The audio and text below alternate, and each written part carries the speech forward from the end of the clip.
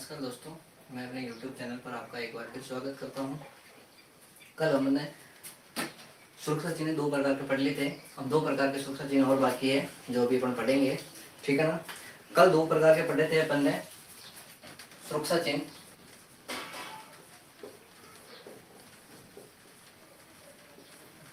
Total अपन ने चार प्रकार के सुरक्षा चिन्ह पढ़े थे। पहला कौन सा था? निषेधात्मक चिन्ह। और दूसरा कौन सा था? अनिवार्य या सकारात्मक या आदेशात्मक। ठीक है, इंग्लिश में अगर इसको बोलेंगे तो मैंडेटरी साइन बोलेंगे। तीसरा जो आज अपन पढ़ेंगे सूचना चिन्ह। तीसरा कौन सा पढ़ेंगे? सूचना चिन्ह, इंफॉर्मेटिव साइन, जिसको इंग्लिश में क्या बोलते हैं? Informative sign. ठीक है भाई, तो हेडिंग डालते हैं अपन तीसरे प्रकार का सूचना चिन्ह। हेडिंग कौन सी डालेंगे अपन? सूचना चिन्ह, जिसको इंग्लिश में बोलते हैं इंफॉर्मेटिव साइन। ठीक है, सूचना देना है। जैसे इसका सबसे पहले अगर मैं अर्थ की बात करता हूं तो इसका अर्थ क्या होता है, फिर मैं बात करूंगा इसकी आकृति के बारे में, बात करूंगा आकृति क्या है इसके बारे में, फिर इसकी बात करूंगा मैं इसकी पृष्ठभूमि कौन से कलर की है, और फिर मैं बात करूंगा इसके चिन्ह की, और फिर उसके बाद करूंगा इसके क्या क्या उदाहरण है, कहाँ पे ये यूज होता है। सूचना चिन्ह कहाँ किस किस जगह पर यूज किया जाता है, ज्यादातर कहाँ पर अपन यूज लेते हैं। तो अगर मैं इसके अर्थ की बात करूं तो ये सीधा सीधा ये बता रहा है कि सूचना देना। क्या देना है? सूचना देना। या कभी अपन ये भी कह सकते हैं जानकारी देना,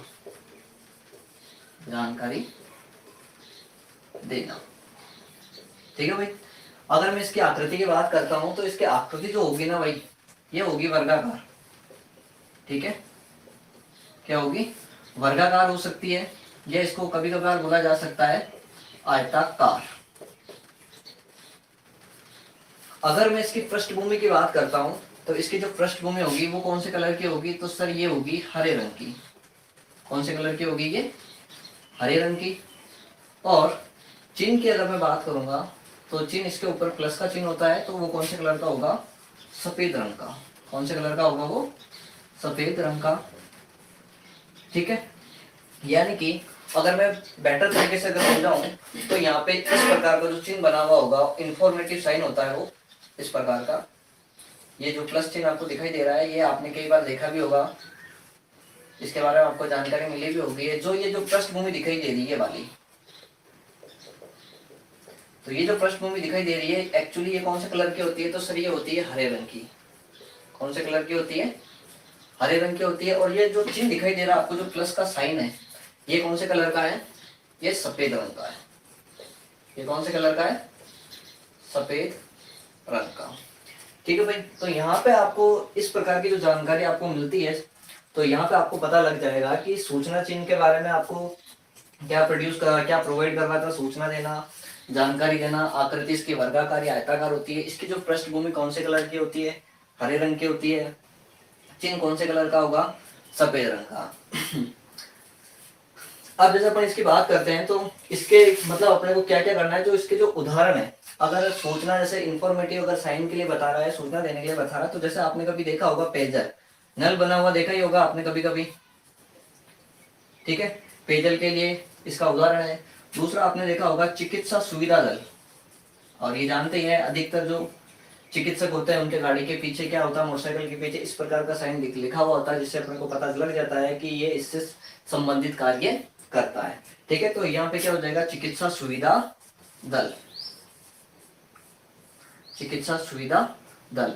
और तीसरा इसका ऑप्शन हो जाएगा तो महिला और व पुरुष प्रसाधन। ठीक है, तो ये जो उदाहरण आते हैं इसके, तो ये इंफॉर्मेटिव सूचना में आते हैं। कौन से? अपन ने कल पढ़ लिया था, एक निषेधात्मक प्रोहिबिटिव साइन पढ़ लिया था, अनिवार्य सकारात्मक आदेशात्मक मैंडेटरी साइन पढ़ लिया था। आज अपन ने तीसरा पढ़ा है सूचना चिन्ह यानी कि इंफॉर्मेटिव साइन क्या होता है। अगर परीक्षा में कभी भी जैसे किसी भी टेक्निकल एग्जाम हो या कोई सा भी कंपटीशन आईटी से रिलेटेड होगा तो हो सकता है आपको इसमें से कोई ना कोई क्वेश्चन पूछा जा सकता है।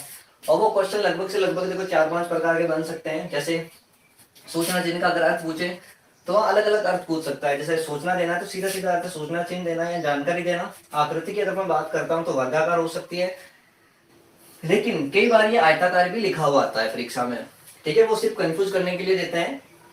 फिर पृष्ठभूमि की बात करता हूँ तो इसका पृष्ठभूमि होता है जो बैकवर्ड एरिया होता है वो कौन से कलर का होगा, हरे रंग का होगा। फिर इसके चिन्ह की बात करूंगा तो इसका जो चिन्ह दिखाई दे रहा है आपको, जो प्लस वाला साइन है वो कौन से कलर का होगा, सफेद रंग का। अब दूसरी बात, सबसे पूछा जाए कि पेयजल, चिकित्सा सुविधा जल, महिला व पुरुष प्रसाधन का निम्नलिखित में से किस चिन्ह से रिलेट करता है, किस चिन्ह से संबंधित है, तो आपको वहां इन चारों में से, आपको इन तीनों में से एक और चौथा आएगा चेतावनी चिन्ह, तो उसमें से आपको देख के बताना है कि ये सूचना चिन्ह है। तो यहाँ से लगभग 6-7 प्रकार के क्वेश्चन बन सकते हैं। ठीक है दोस्तों, तो अगर नहीं समझ में आए तो मुझे कमेंट कर देना भाई ये चीज मुझे समझ में नहीं आई है। तो 3 प्रकार के साइन हो गए, निषेधात्मक पढ़ा लिया कल मैंने दूसरा अनिवार्य पढ़ा लिया, तीसरा सूचना चिन्ह इंफॉर्मेटिव साइन या जानकारी देने के बारे में पढ़ा दिया। ठीक है दोस्तों, अब अपन चौथा जो पढ़ेंगे, 3 अपन ने पढ़ लिया है, चौथा जो चिन्ह होगा वो सर होगा, कौन सा होगा भाई, चेतावनी चिन्ह। कौन सा होगा, चेतावनी चिन्ह, जिसको बोलते हैं इंग्लिश में वार्निंग साइन। ठीक है दोस्तों, अब 3 प्रकार के तो पढ़ ही लिए हैं, 3 बार डायग्राम समेत मैंने बता दिया सारी की सारी चीजें। भाई ऐसे ऐसे क्वेश्चन, इस प्रकार से क्वेश्चन बन सकते हैं, इनकी आकृति इस प्रकार की होगी, इसका अर्थ इस प्रकार का होगा। ठीक है, अब बात करते हैं अपन चौथे प्रकार की। ठीक है, चौथे प्रकार का क्या है, वार्निंग देना। वार्निंग यानी कि चेतावनी देना।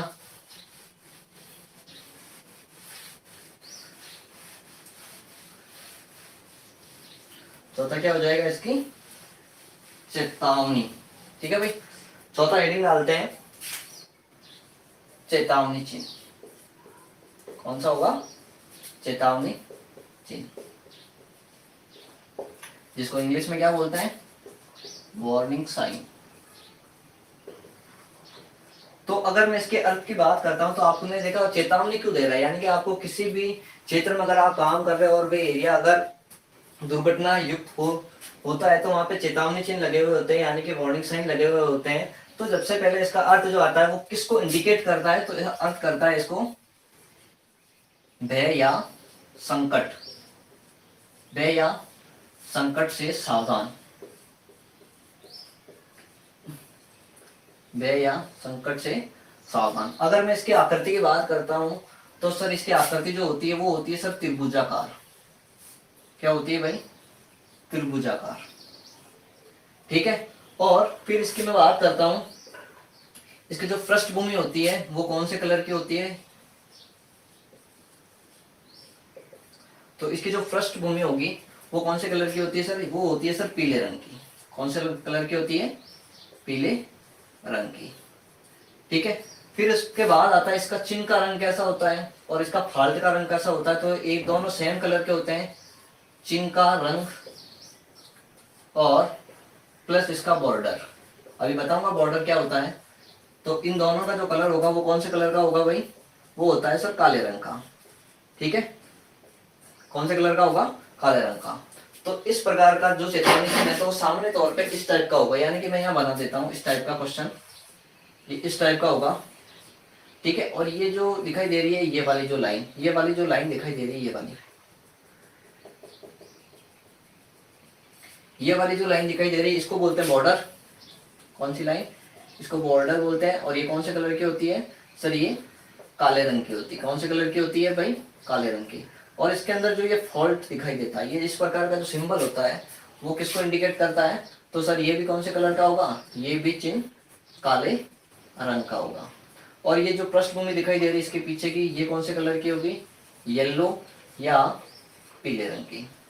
ठीक है दोस्तों, तो यहां से फिर अगर मैं इसके बात करता हूं तो उदाहरण के तौर पर, उदाहरण के तौर पर तो इसके अलग अलग चेतावनी चिन्ह है, जैसे अलग अलग है, बहुत सारे चेतावनी चिन्ह यूज किए जाते हैं। तो यहाँ पे अपन को पता चल गया कि इस खतरे से बचना है। यहाँ कभी कभी आपने देखा होगा टॉक्सिक हजर्ड, टॉक्सिक हजर्ड, यानी कि इस टाइप का एक साइन देखा होगा आपने, गर्दन ये बना हुआ है और इस प्रकार की दो हड्डियां बनी हुई जिसके नीचे लिखा हुआ आता है खतरा। तो यानी कि आपको वहां पे लिखा होता है 11 केवी, 22 केवी, 33 केवी, कुछ भी लिखा है जिससे आपको सीधा सीधा इंडिकेट करता है कि आप इस चीज से यानी कि इस से दूर रहें क्योंकि ये खतरा है। यहाँ पे क्या है, खतरा है। तो ये चेतावनी चिन्ह आपको इंडिकेट करता है। इस प्रकार से आपके वार्निंग साइन में भी क्या हो गया, जिसका अर्थ क्या हो गया। यहाँ से भी 4-5 प्रकार के क्वेश्चन आते हैं। अगर एक तरफ मान ले चेतावनी चिन्ह किससे करता है, भय या संकट से सावधान करता है। इसकी आकृति कौन से कलर की होगी, त्रिभुजा कलर की होगी। त्रिभुजाकार पृष्ठभूमि पीले रंग की होती है। चिन्ह का जो रंग और बॉर्डर होता है वो कौन से कलर का होगा दोस्तों, काले रंग का। और अगर ठीक है, फिर ऐसा सिंबल आपने देखा होगा। अब कुछ इनके जैसे चेतावनी चिन्ह के बारे में लगभग से 10-12 प्रकार की ऐसी आकृतियां हैं जो मैं आपको बताऊंगा। अगर कभी परीक्षा में बना हुआ आ जाए तो आपको सीधा सीधा उसको इंडिकेट करना है। उसको इंडिकेट करके आपको क्या करना है, उसको बताना ये है कि ये इसका आंसर है। ठीक है दोस्तों, तो भाई बता देता हूँ उसकी कुछ आकृतियां, समझ में आ गया होगा दोस्तों। अगर अच्छा लगे तो लाइक करें, शेयर करें।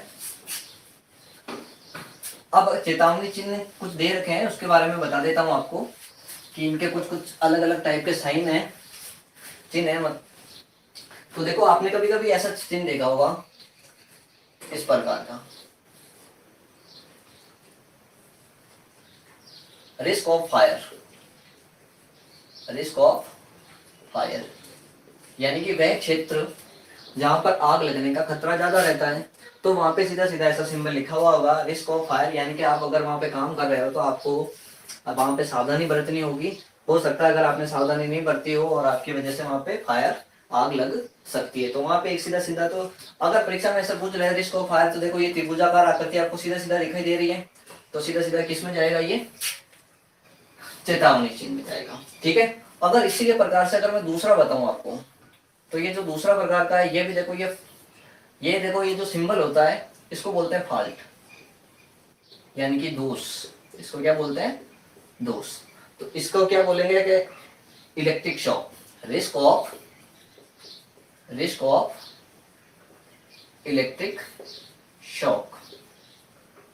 अगर आप फॉल्ट दूर करते समय आपको ये ध्यान रखना है और ये फॉल्ट को प्रदर्शित करने वाला चिन्ह है। ठीक है, फिर अगर मैं तीसरे चिन्ह के इसके बारे में अगर मैं बात करता हूँ, तो इसमें आपने कभी देखा होगा इस प्रकार का सिंबल, जैसे मैंने अभी बताया था, ऐसे गर्दन बनी हुई होती है और इसमें क्रॉस बना हुआ होता है जिसमें लिखा होता है टॉक्सिक हजर्ड, रिस्क ऑफ टॉक्सिक हजर्ड, यानी कि ये भी टॉक्सिक हजर्ड के बारे में बताता है। फिर अगर मैं चौथा इसके बारे में बता दूं, मैं चौथा जो है इसके बारे में, तो आपने कभी देखा होगा रेडिएशन। तो रेडिएशन से ऐसे विकिरण निकलती है इस प्रकार की, जिसको क्या बोलते हैं, risk of radiation, risk of radiation. फिर आपने कभी देखा होगा चिन्ह इस प्रकार का, जनरल रिस्क, ठीक है, जनरल वार्निंग है ना, general warning, risk of electric, ठीक है ना, रिस्क ऑफ डेंजर। फिर इसी प्रकार से जैसे ये पांचवा सिंबल हो गया, अगर छठा सिंबल दे दिया जाए तो आपने कभी देखा ओवरलोड, ठीक है ना, इस प्रकार का। तो इससे भी आपको बचना है। तो इसको क्या बोलते हैं, रिस्क ऑफ ओवरलोड, ठीक है ना।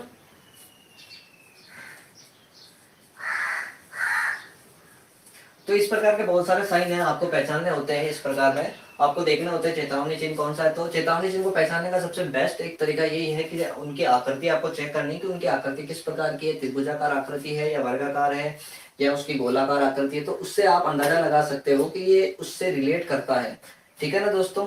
तो इस प्रकार का जो चिन्ह होता है वो चेतावनी चिन्ह कहलाता है। तो अभी आपने हाल ही में मैंने आपको 4 प्रकार के चिन्ह पढ़ाए थे।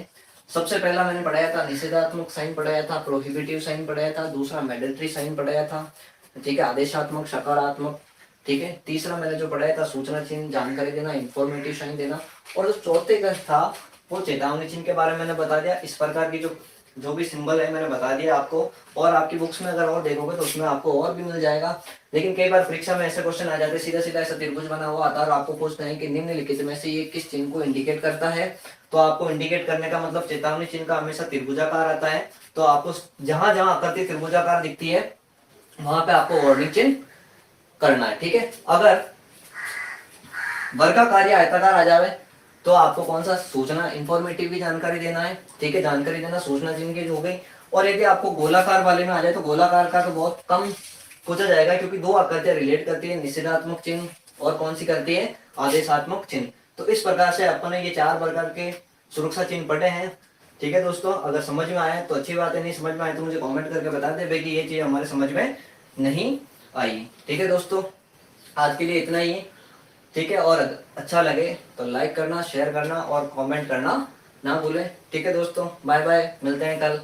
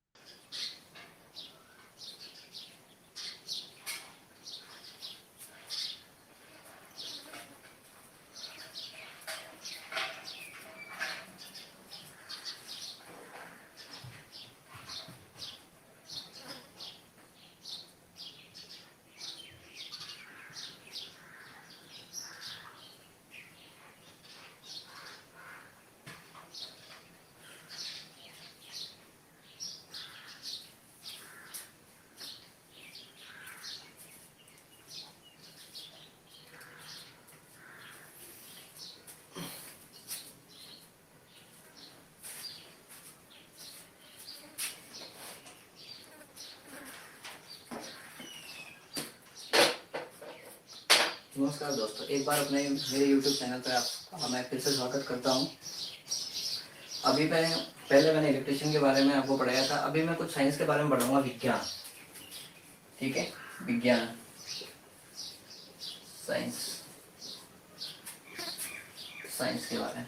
अभी आपने लेटेस्ट न्यूज़ सुनी होगी। वैसे तो अभी हाल ही में दो प्रकार की बीमारियां, पहले तो अपने को पहले जो बीमारी चल रही थी कोविड-19 चल रही थी, ठीक है।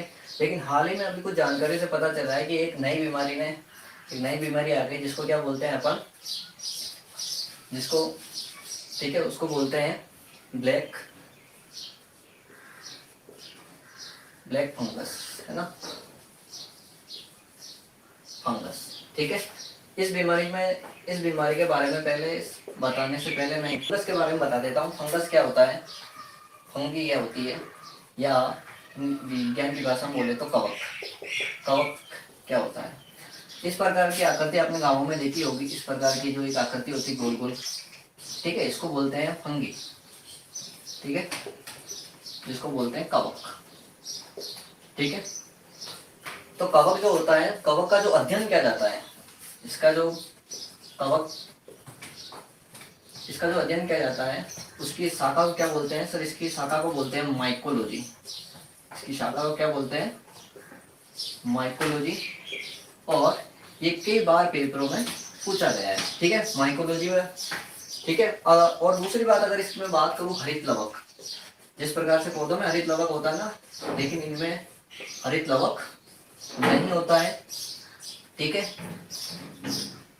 ठीक है। यानी कि ये स्वयं पोषी नहीं है, खुद के द्वारा भोजन नहीं बनाते हैं ये, ठीक है। हरित लवक इनमें क्या होते हैं, नहीं होते हैं। तीसरी बात, अगर मैं बात करूं तो इनका जो भोजन जो संचित होता है ना, इनका जो भोजन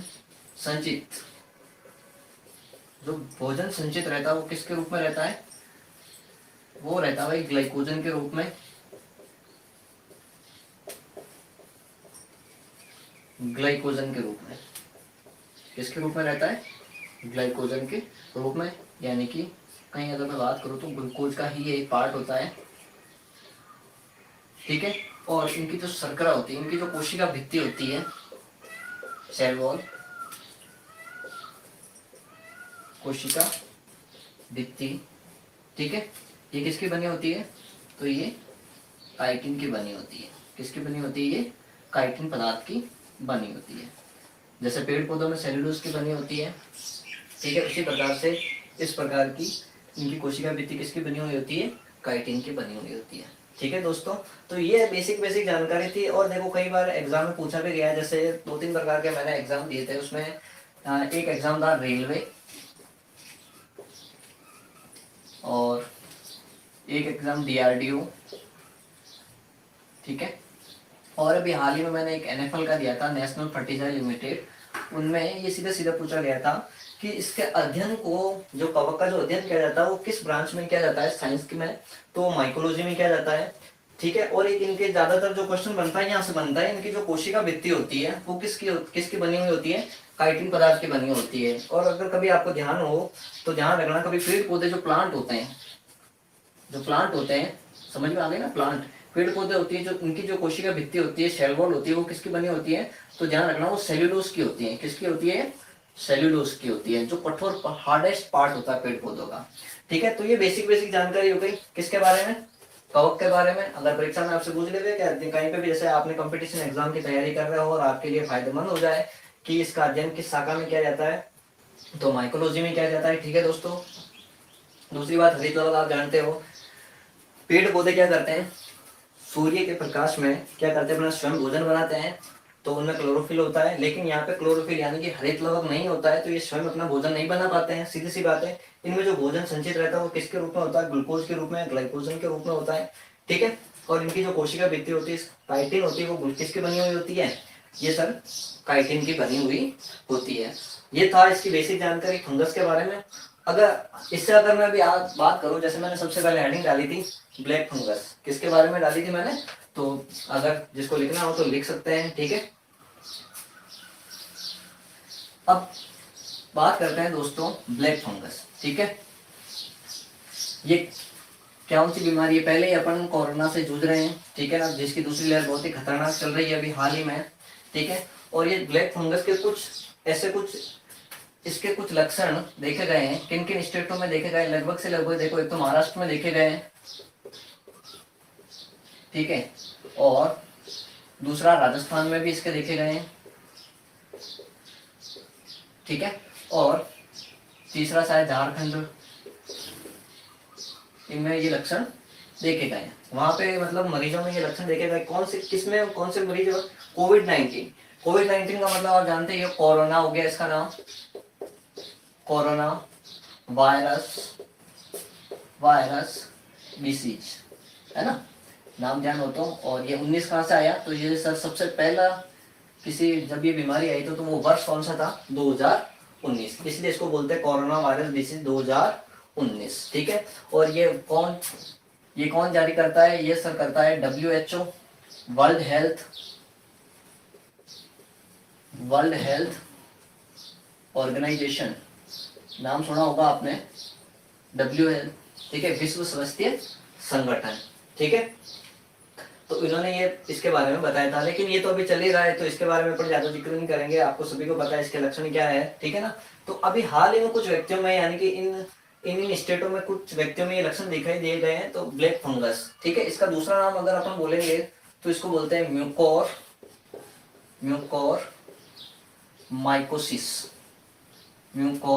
माइकोसिस रोग भी बोलते हैं इसको, कोसिस भी कहते हैं, ठीक है दोस्तों।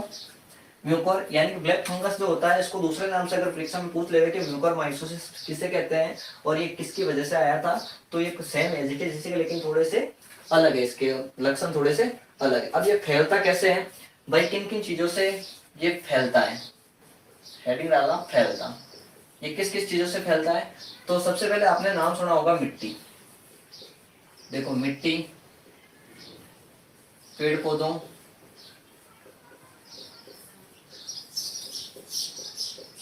ठीक है, और सड़े गले फल, ठीक है, और खाद, सड़े गले, ठीक है ना। उसके बाद और गंदगी प्लस सड़ी गली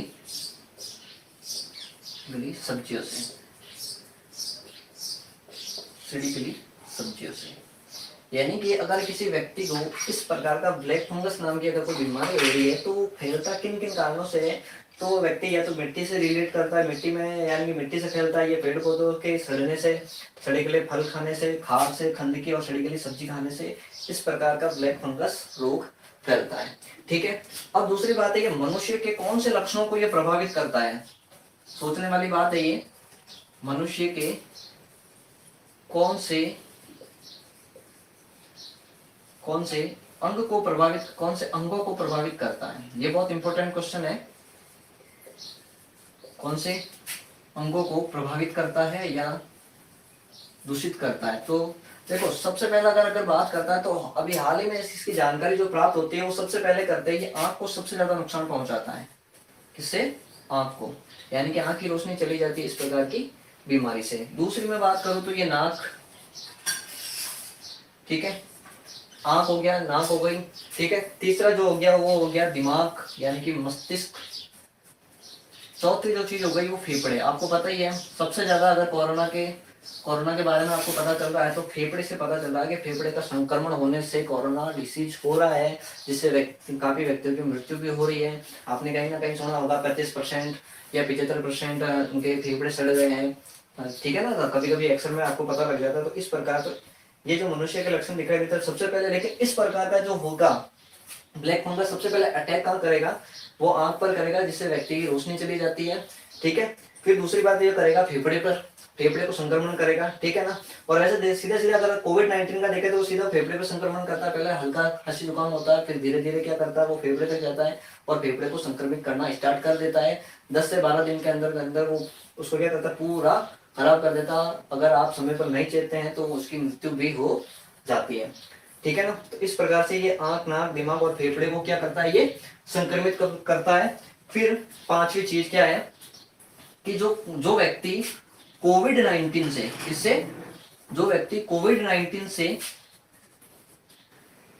जूझ रहे हैं, किससे? कोविड-19 से जूझ रहे हैं, प्लस जिनकी इम्यूनिटी कम है। क्या है भाई? प्रतिरोधक क्षमता, इम्यूनिटी कम है। इसको हिंदी में बोले तो प्रतिरोधक क्षमता अगर कम है उस व्यक्ति की, प्रतिरोधक क्षमता कम है तो उनको खतरा ज्यादा होता है भाई, उनको खतरा ज्यादा रहता है, ठीक है। तो ध्यान रखना फैलता किससे है, कौन से अंगों को प्रभावित करता है, इन चीजों से वो क्या करता है, इनको प्रभावित करता है और ये इनके लक्षण है, ठीक है। अब बात करते हैं जैसे इसके लक्षण, ठीक है। तो ऊपर से मैं मिटा देता हूं।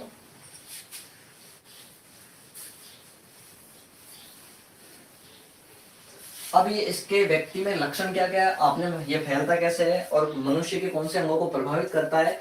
अब अगर इसकी बात आती है तो ध्यान रखना इनके व्यक्ति में जो लक्षण आपको दिखाई देता है ना वो कौन कौन से रहते हैं।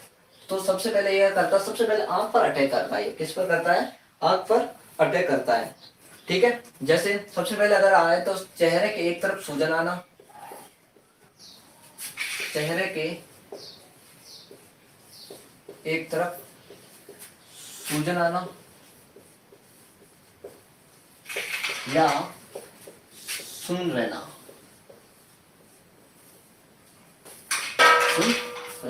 ठीक है। और दूसरा इसी का है चेहरे पर कालापन हो जाता है, या तो चेहरे पर कालापन या लाल रंग के चकत्तों के निशान बन जाते हैं, चकत्तों के निशान बन जाते हैं, ठीक है दोस्तों, ठीक है। यानी कि चेहरे की एक तरफ सूजन आ जाएगी, सुन्न हो जाएगा, ठीक है। दूसरी बात अगर बात करूंगा तो चेहरे पर कालापन हो जाएगा या लाल रंग के चकत्ते पड़ना स्टार्ट हो जाएंगे और उनके निशान बनना स्टार्ट हो जाएंगे।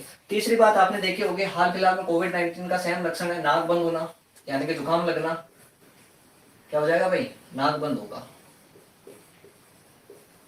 नाक बंद होगा ना, ठीक है।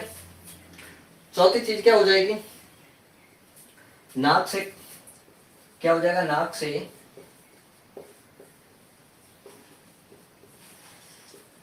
काले रंग के कण या द्रव्य का स्रावित होना, द्रव्य का स्राव होना, द्रव्य का स्राव होना, ठीक है। और पांचवा क्या होगा, आंखों में सूजन आ जाएगी, आंखों में सूजन, फिर उनमें क्या हो जाएगा, पेन होना लग जाएगा, दर्द होने लग जाएगा, आंखों में सूजन आने लग जाएगी, दर्द होने लग जाएगा। और आपको पता जब पेन होगा तो देखने में क्या हो जाएगी भाई, परेशानी हो जाएगी, देखने में परेशानी हो जाएगी, देखने में परेशानी हो जाएगी, ठीक है। तो यानी कि इनके जो ये लक्षण है, आपको देखा होगा चेहरे की एक तरफ सूजन आना या सुन रहना होता है, ठीक है। दूसरे चेहरे पर कालापन ले लेगा या लाल रंग के चकत्तों के निशान बनने लग जाएंगे, नाक बंद होना जो आप जानते हैं, नाक से काले रंग का कण या द्रव्य का स्राव होना, आंखों में सूजन आएगी, सूजन आएगी तो दर्द होगा, दर्द होगा तो देखने में आपको परेशानी हो जाएगी। और लास्ट में अगर इसका एक लक्षण है तो हो सकता है आंख में दर्द होने की वजह से, आंखों में दर्द होने से, आंखों में क्या होगा, दर्द होने से रोशनी भी जा सकती है, रोशनी भी जा सकती है, ठीक है भाई। तो ये 6 लक्षण हो गए, ठीक है। बेटा तू यहां से, अच्छा लगे तो शेयर लाइक करना और शेयर करना।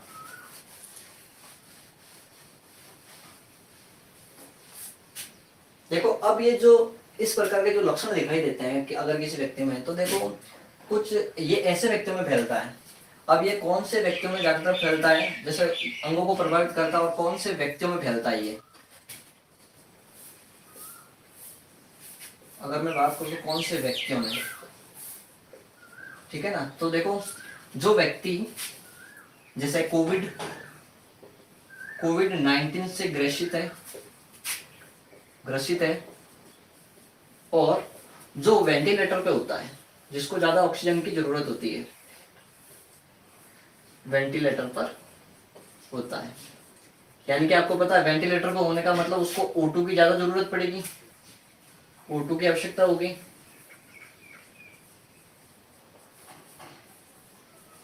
O2 की आवश्यकता होगी, सीधी सी बात है। अगर वो व्यक्ति वो वेंटिलेटर पर, और आपको पता है कि O2 की वजह से ये क्या करता है, O2 क्या करती है, ब्लड के साथ मिल जाती है और वो क्या करती है, परिवहन करती है, ठीक है। और जिससे व्यक्ति क्या रहता है, जीवित रहता है। और इसीलिए वेंटिलेटर पर उसको क्या दी जाती है, O2 ऑक्सीजन दी जाती है, और O2 ब्लड में मिलकर परिवहन करती है और व्यक्ति जीवित रहता है, ठीक है। अगर उस व्यक्ति में वेंटिलेटर नहीं है और कोविड-19 से ग्रसित है तो उस व्यक्ति को ये बीमारी होने के चांसेस ज्यादा है, इसलिए इस पर कुछ चीजें ध्यान रखी जाती है। दूसरी, अगर कोई व्यक्ति है, यदि कोई व्यक्ति कैंसर से पीड़ित है, किससे पीड़ित है भाई, कैंसर से, ठीक है। यदि व्यक्ति कैंसर से पीड़ित है, या दूसरा जो होगा जो कैंसर से पीड़ित है, ठीक है, या दूसरा इसका जो होगा ट्रांसप्लांट, कोई व्यक्ति ट्रांसप्लांट करता है कोई अंग, कोई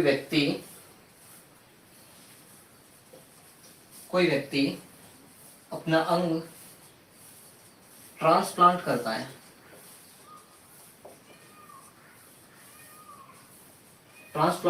है, तो उसे भी खतरा रहता है, उसे भी क्या रहता है भाई, खतरा।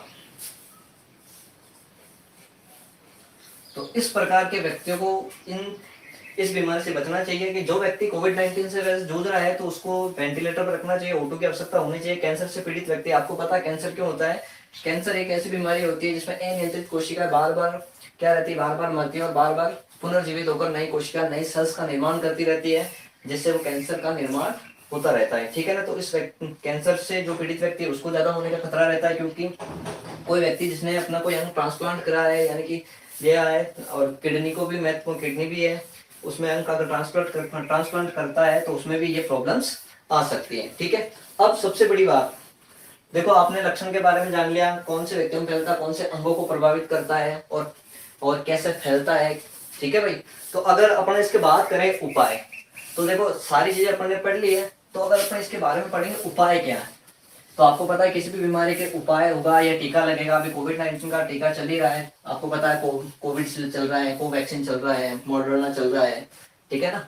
और आपको नाम सुना, रेमडेसिविर इंजेक्शन चल ही रहा है। तो इस प्रकार की ये दवाइयाँ दी जाती है, जिससे व्यक्ति की क्या हो जाती है, इम्यूनिटी, प्रतिरोधक क्षमता बढ़ जाती है। तो ठीक इसी प्रकार से डॉक्टरों ने कुछ सलाह दी इसके लिए उपाय। क्या दिया भैया, उपाय दिया है। और उपाय में उन्होंने क्या बोला है कि सबसे पहले आपको क्या करना है, धूल, मिट्टी, ठीक है, धूल, मिट्टी, बाग बगीचों, धूल, मिट्टी, बाग बगीचों वाली जगह, बाग बगीचों वाली जगहों पर, बाग बगीचों वाली जगहों पर क्या पहनना चाहिए आपको, जूते पहनना चाहिए। और दूसरा आपको पता है मास्क पहनना चाहिए, प्लस जूते, मास्क और दस्ताने पहनने चाहिए। क्या पहनने चाहिए, दस्ताने पहनने चाहिए। ठीक है। फिर दूसरा आता है भाई एंटी दवाइयाँ। ठीक है ना। एंटी फंगल दवाइयाँ लेनी चाहिए जो इसको खत्म कर सके। एंटी फंगल दवाइयाँ, ऐसा नहीं कि बिना डॉक्टर की सलाह दिए आप दवाइयाँ ले लें, हो सकता है आपको दोबारा नुकसान हो जाए।